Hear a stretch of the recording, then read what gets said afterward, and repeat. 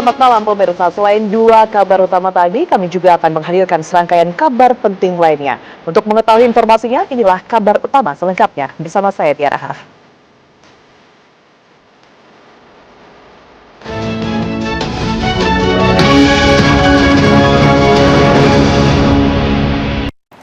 Kita kembali ke informasi dari tanah air. Pemirsa, Presiden Republik Indonesia Prabowo Subianto menerima 8 duta besar luar biasa berkuasa penuh untuk memberikan surat kepercayaan di Istana Negara setelah berakhir kali dilakukan pada November 2025. Prosesi penerimaan Letter of Credentials ini berlangsung tertutup dan Wakil Menteri Luar Negeri Adis Mata menyebut dalam agenda penyerahan surat kepercayaan ini, Presiden Prabowo sempat meminta maaf kepada duta besar negara sahabat atas keterlambatan ini.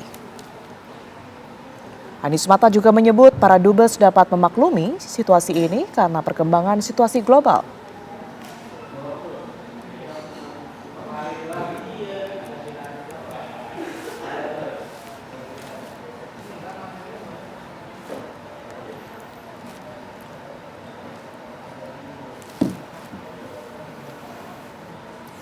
Pemirsa, aksi perampokan di sebuah rumah mewah di kawasan Sawangan Depok digagalkan warga dan pegawai rumah. Informasinya akan kami hadirkan untuk Anda usai jeda berikut ini.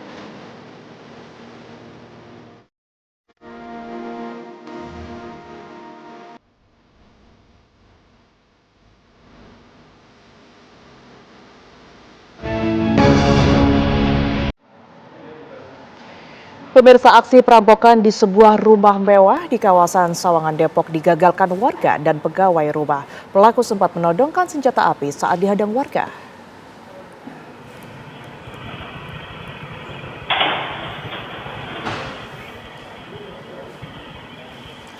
Sebuah rumah mewah di kawasan Sawangan menjadi sasaran aksi perampokan. Beruntung, aksi nekat tersebut berhasil digagalkan oleh warga sekitar bersama pegawai rumah yang sigap melihat gerak-gerik mencurigakan pelaku. Situasi sempat mencekam ketika pelaku yang terpojok nekat menodongkan senjata api ke arah salah seorang warga. Sementara itu, seorang warga, Widodo, mengatakan pelaku awalnya sempat menanyakan nama adik pemilik rumah dan dirinya pun sempat ditodongkan senjata oleh pelaku.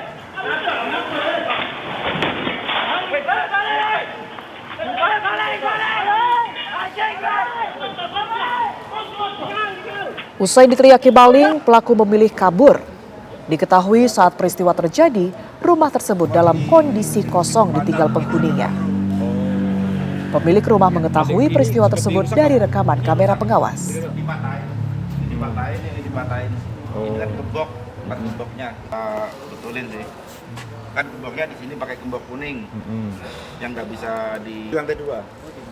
Ya. Udah masuk, udah kaca-kaca kamar. Tapi kelihatan nggak ada nggak? Niat hati ingin berfoto di lokasi wisata. Remaja berusia 17 tahun tewas setelah jatuh ke laut dan terombang-ambing di kawasan wisata Tebing Aparalang, Kabupaten Bulukumba, Sulawesi Selatan.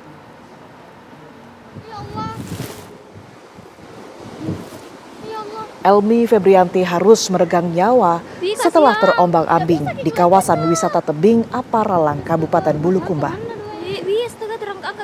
Dalam potongan video yang viral di media sosial berdurasi 4 menit ini, terlihat korban yang terjatuh ke laut menyelamatkan diri dari hempasan ombak. Tampak sesekali korban berteriak sambil meminta pertolongan.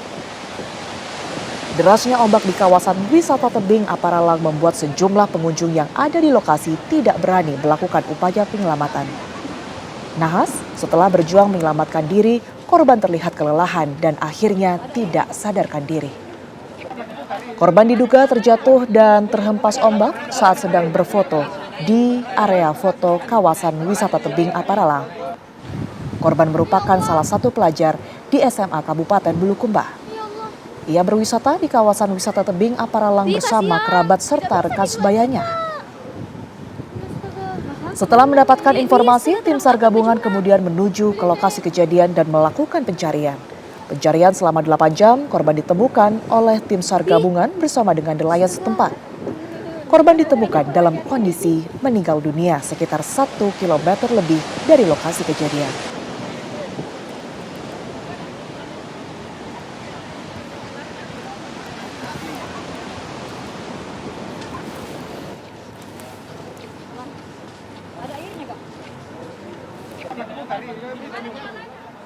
Seorang pengendara sepeda motor di Kota Bekasi, Jawa Barat tewas usai ditabrak mobil box dengan kecepatan tinggi.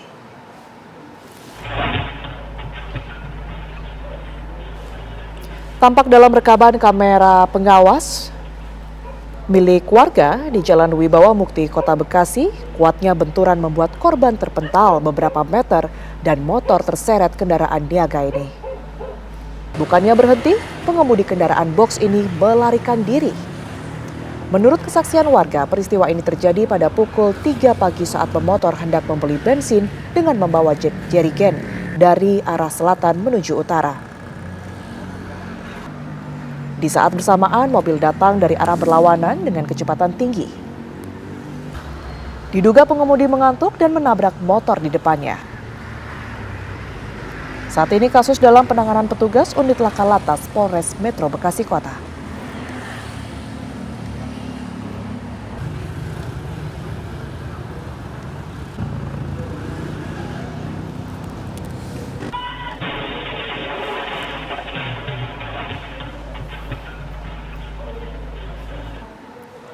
Truk bermuatan berat terguling dan jatuh dari atas jembatan overpass Galangan Kapal Kota Makassar, Sulawesi Selatan. Truk yang terjatuh dari ketinggian sekitar 5 meter itu menimpa 2 rumah warga.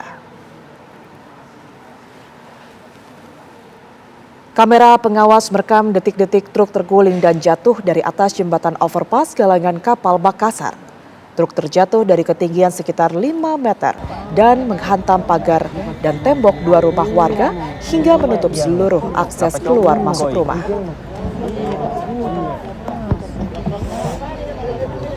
Saat kejadian, situasi sedang sepi sehingga tidak memakan korban jiwa. Namun kernet truk terjepit di ban depan sehingga harus dievakuasi oleh warga dan petugas pemadam kebakaran. Korban yang mengalami luka-luka segera dibawa ke rumah sakit.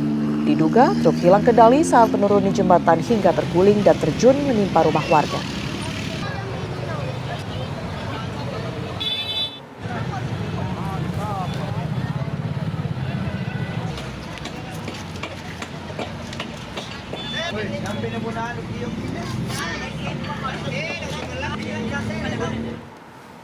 Sebuah mobil minibus yang ditumpangi emak-emak dan anak perempuannya terjun ke Sungai Kalidami, Surabaya, Jawa Timur. Sebelum masuk sungai dan terbalik, mobil sempat menabrak gerbang parkir dan pembatas jembatan.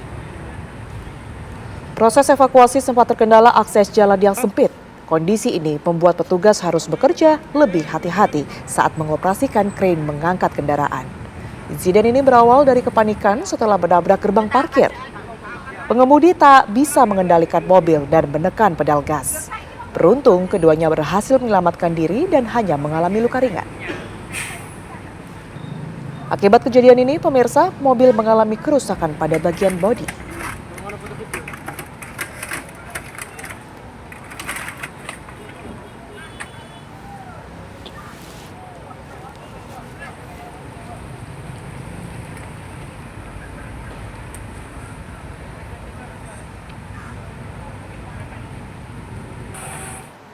Sebuah minibus hangus terbakar di Kabupaten Mandailing, Natal, Sumatera Utara. Peristiwa minibus terbakar tersebut terjadi lantaran sopir tidak mematikan mesin saat mengisi BBM di sebuah SPBU. Pada saat mengisi BBM Pertalite, kondisi mesin mobil dalam keadaan menyala, tiba-tiba muncul percikan api dari bagian mesin sehingga membuat panik petugas.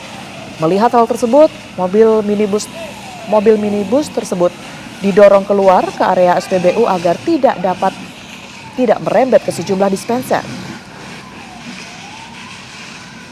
Dalam rekaman amatir warga, tampak asap membumbung tinggi dan kobaran api besar melahap bodi minibus. Akibat peristiwa ini, pemirsa, pengemudi mengalami luka bakar di bagian tangan.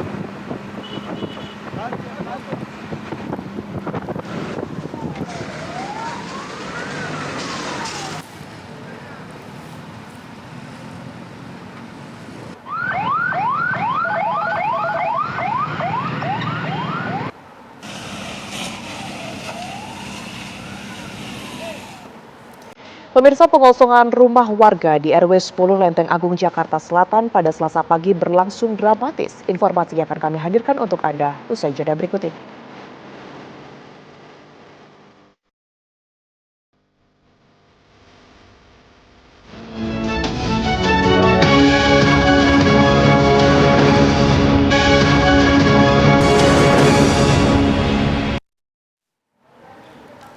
Pemirsa, pengosongan rumah warga di RW 10 Lenteng Agung, Jakarta Selatan pada Selasa pagi berlangsung dramatis.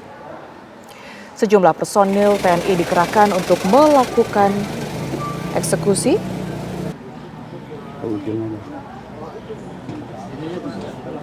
Di mana eksekusi ini adalah pengosongan dan pembongkaran pemukiman di asrama Eksyon Zikon TNI AD RW 10 Lenteng Agung, Jagakarsa, Jakarta Selatan.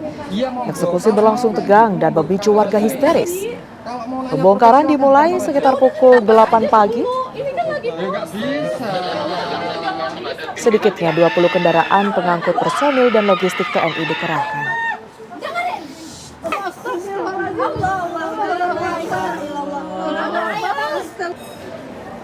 Lebih dari 60 bangunan warga masih bertahan. Pasalnya, status mereka masih dalam proses gugatan di Pengadilan Jakarta Selatan. Beberapa warga memilih bertahan tidak mengevakuasi barang-barang mereka. Bahkan, sebagian beradu argumen dengan petugas, histeris menangis meminta waktu penggusuran dan nyaris pingsan.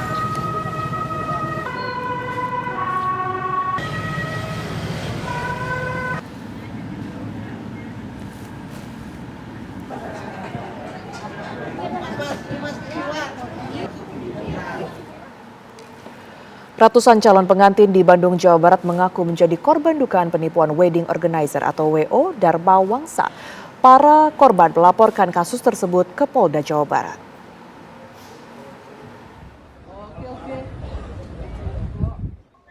Sejumlah korban dugaan penipuan wedding organizer Dharma Wangsa mendatangi Polda Jawa Barat untuk menyerahkan bukti transaksi dan dokumen pendukung terkait laporan yang mereka ajukan.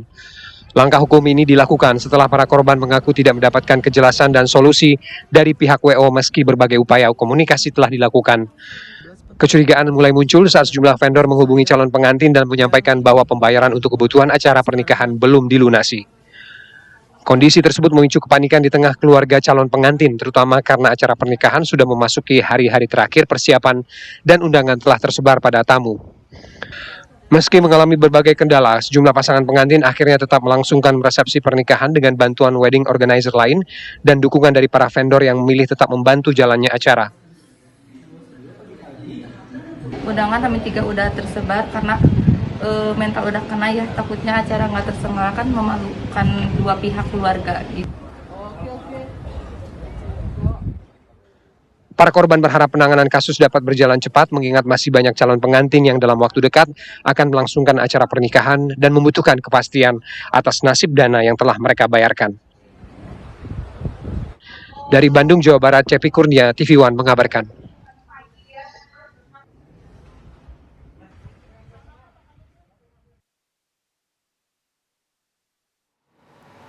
Pemirsa, ribuan jemaah haji gelombang kedua kembali tiba dari Mekah ke Madinah. Proses penyambutan jemaah berjalan lancar dengan pendampingan petugas PPIH Arab Saudi. Jemaah haji Indonesia gelombang kedua dari kloter YIA 12 dan KNO 14 dari Mekah tiba di Madinah. Setibanya di Madinah, jemaah langsung diarahkan menuju hotel masing-masing di kawasan Merkaziyah. Petugas PPIH Arab Saudi telah disiagakan untuk memastikan proses kedatangan jemaah, distribusi bagasi, hingga penempatan jemaah di akomodasi berjalan tertib dan lancar. Fase pergerakan ini, pemirsa, menjadi bagian penting dalam rangkaian penyelenggaraan haji tahun ini. Setelah menyelesaikan seluruh rangkaian puncak ibadah haji di Ar-Musna, jemaah gelombang kedua akan menjalani masa tinggal di Madinah selama 8 hari sebelum dipulangkan ke tanah air melalui Bandara Amir Mohammed bin Abdulaziz.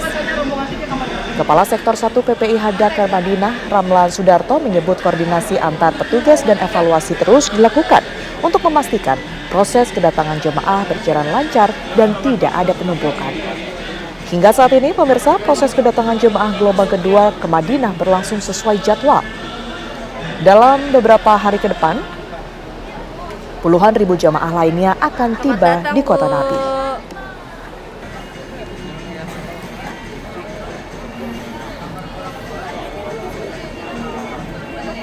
Assalamualaikum warahmatullahi wabarakatuh. Saya Sektor 1 hari ini kita menerima dalam waktu yang bersamaan ini 2 kloter, yaitu YIA 21 dan KNO.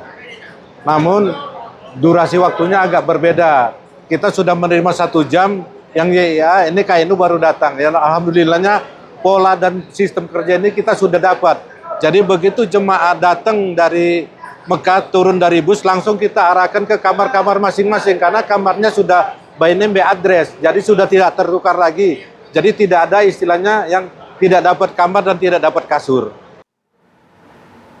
Kabar utama masih akan kembali ke hadapan Anda, pemirsa, usai jeda berikut ini. Tetaplah bersama kami.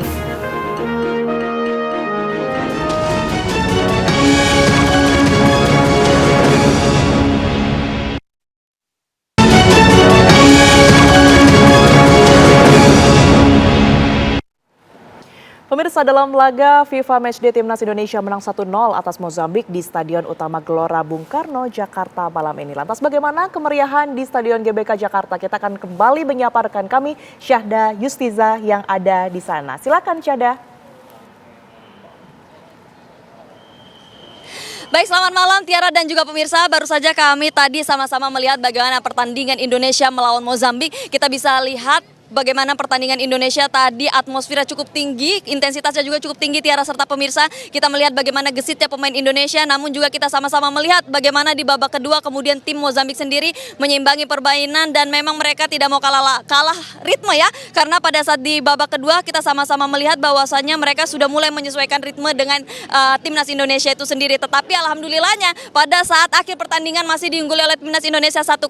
Euforia kali ini di Gelora Bung Karno terasa sekali, sudah mulai keluar bahwasannya untuk masyarakat yang menonton pertandingan Indonesia lawan Mozambik. Nah, kali ini Tiara serta pemirsa, kita akan sapa salah satu penggemar timnas Indonesia di sini. Kita akan bertanya-tanya kepada mereka bagaimana permainan timnas Indonesia pada malam hari ini. Halo abang-abang.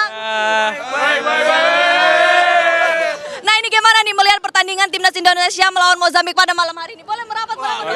Gila. Ya, luar biasa permainan hari ini. Dengan abang siapa namanya kalau bertahu? Atas nama Alif. Alif. Ini siapa? Reski, Kak. Ini Akbar. ini Evan. ngomong yang mana deh? Ya udah Bang Alif, gimana melihat pertandingan Indonesia lawan Mozambik? Ya, permainannya sudah menunjukkan konsistensi yang berbeda dari zaman Patrick Kluivert dan semoga konsistensi ini terus akan dipertahankan oleh John Hedman karena kan yang kita cari kan konsistensi ya untuk menuju Piala Dunia tahun 2030. Kalau abang sendiri malam ini jagoannya siapa sih? Jagoan tentu banget oleh Romeni kita. Yang lain sama atau beda? Sama. Nah, kira-kira nih melihat lini pertahanan Indonesia dalam pertandingan tadi gimana tanggapannya bagi abang-abang semua?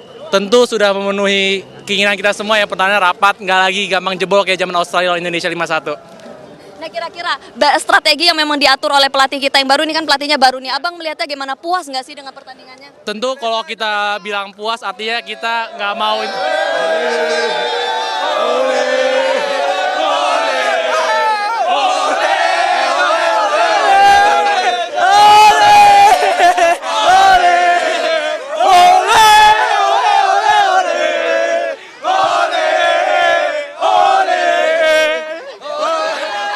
Oke, makasih banyak udah memeriahkan. Terakhir Bang, harapannya nih bagi timnas Indonesia ke depannya Bang? Harapannya semoga mimpi untuk Indonesia 2030 Piala Dunia tercapai dan tentu tolong banget Liga Putrinya dilaksanakan dan juga pembinaannya juga dikerjakan oleh Pak Erick Thohir. Kita tunggu gerakan-gerakan perubahannya. Luar biasa, thank you so much abang-abang. Nah, satu deh kalimat terakhir buat dukungan kepada timnas kita yang menang hari ini.